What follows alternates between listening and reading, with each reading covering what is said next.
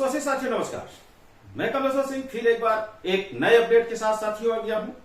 साथियों, दरअसल ये अपडेट हम आपको इसलिए देने आए हैं क्योंकि हमारे इसमें कुछ साथी प्रदेश में ऐसे हैं जिनको किसी न किसी कारण से संविदा सेवा से बाहर कर दिया गया है। वो चाहे अप्रेजल की नीति रही हो, उससे निष्कासित कर दिया गया लोगों को, चाहे पद को समाप्त करके कर्मचारियों को, संविदा कर्मचारियों को निष्कासित कर दिया गया।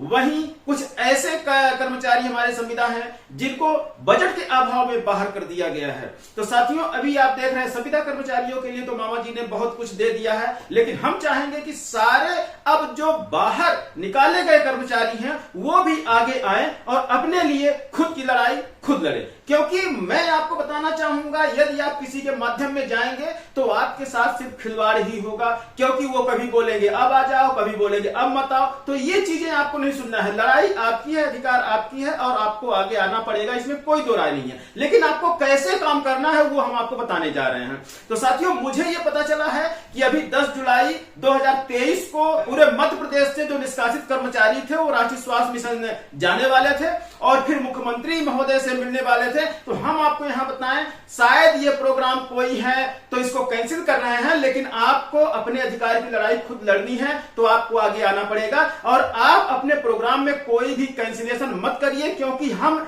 जो कहते हैं बहुत ही एथेंटिक तरीके से आप लोगों को सलाह देते हैं, पूरी तरह से सोचे समझे हुए रास्ते ही बताते हैं। हम कभी भी आपके लिए भ्रम पैदा नहीं करते हैं। कहते हैं यदि रास्ते एक बार कदम आगे बढ़ा दिया जाए तो उस कदम को पीछे नहीं लेना चाहिए, चाहे जितने भी समस्याएं आ जाए। यदि आप समस्याओं से लड़ोगे तो ही आगे का जीवन आपका सुखमय होगा। तो साथियों, यदि 10 तारीख को आप सभी मध्य प्रदेश के निष्कासित कर्मचारी यदि आप रहे हैं तो आप निश्चित किए हैं कि 10 तारीख को भोपाल एमडी महोदय से मिलने जाना है, राष्ट्रीय स्वास्थ्य मिशन आपको जाना है, तो आपने कदम निकाल दिया है, रिजर्वेशन करा लिया है, तो आप अवश्य जाइए। और जाके आपको करना क्या है ये हम आपको बताए दे रहे हैं। अपने साथ एक अपना आवेदन लिख के जरूर लेके जाइएगा।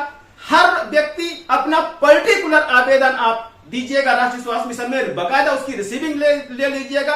एक आवेदन मत करिएगा, हम आपको ये बता दें, क्योंकि आवेदन का भी फर्क बहुत पड़ता है और एक आवेदन की दिक्कतें भी बहुत सारी होती हैं। इसलिए पर्टिकुलर आवेदन सारे लोग करिए और रिसीविंग कराइए। और यदि मुख्यमंत्री महोदय से मुलाकात होती है तो ठीक है, नहीं कोई जरूरत नहीं है मुख्यमंत्री महोदय जी से मुलाकात करने के लिए।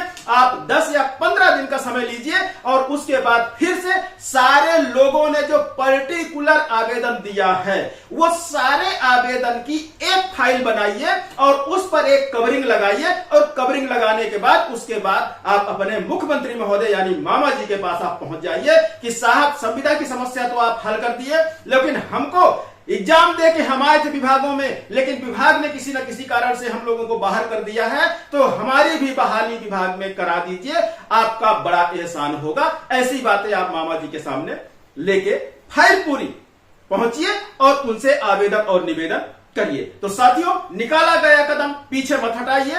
एक बार निकल पड़े हैं तो जंग जीत के ही आप वापस आइए, कुछ करके आइए और खाली हाथ बिल्कुल मत आइए, क्योंकि यदि आपने अपना कदम फिर से पीछे ले लिया तो आप समझ जाइए कि आप एक दिन पीछे नहीं हो रहे हैं, पूरे 1 साल पीछे हो जाएंगे। इसलिए जो आपके दिमाग में चल रहा है उसको चलने दीजिए और आप भी चल निकलिए अपने अधिकार के लिए। तो साथियों, आज का हमारा संदेश आपको कैसा लगा कमेंट्स करके जरूर बताइएगा। और चैनल पर यदि नए आए हैं तो सब्सक्राइब करके जरूर जाइएगा, क्योंकि आपका सब्सक्राइब ही हमारा हौसला बुलंद करता है। साथियों, लेते हैं विदा, नमस्कार।